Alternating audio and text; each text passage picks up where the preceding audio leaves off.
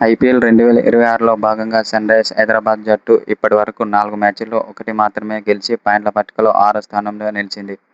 అయితే ఇప్పటివరకు సన్రైజర్స్ హైదరాబాద్ బ్యాటింగ్లో చాలా బలంగా ఉన్నా బౌలింగ్లో మాత్రం తేలిపోతున్నారని సౌతాఫ్రికా మాజీ ప్లేయర్ ఏబీ డివిలియర్స్ ఓ సోషల్ మీడియా ద్వారా తెలిపాడు. అయితే సన్రైజర్స్ హైదరాబాద్ తర్వాత జరిగే మ్యాచ్లో డేంజరస్ ఆల్రౌండర్ అలాగే కెప్టెన్ పాట్ కమిన్స్ జట్టులోకి వచ్చే అవకాశం ఉందని ఏబీ డివిలియర్స్ ఓ సోషల్ మీడియా ద్వారా తెలిపాడు.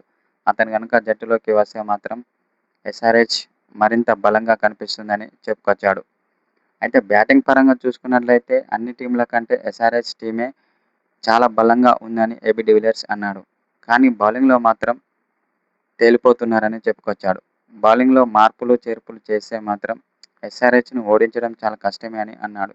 బ్యాటింగ్ లైనప్ అయితే చాలా మంచిగా ఉందని చెప్పుకొచ్చాడు. అభిషేక్ శర్మ, క్లాసెన్, ఇషాన్ కిషన్, నితీష్ కుమార్ రెడ్డి లాంటి డేంజరస్ ఆటగాళ్లు ఉన్నారు. అలాగే బౌలింగ్ కూడా మార్పులు చేస్తే మంచి ఫలితాలు వస్తాయని చెప్పుకొచ్చాడు.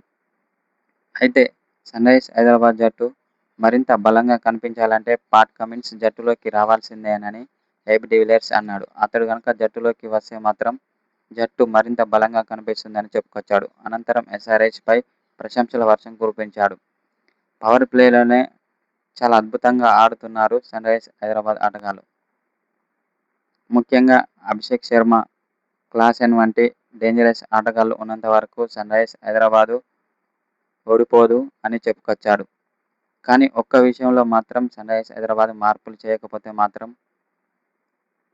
కష్టాల్లో పడుతుందని చెప్పుకొచ్చాడు. బౌలింగ్లో మాత్రం చాలా మార్పులు చేయాల్సి ఉంటుందని చెప్పుకొచ్చాడు.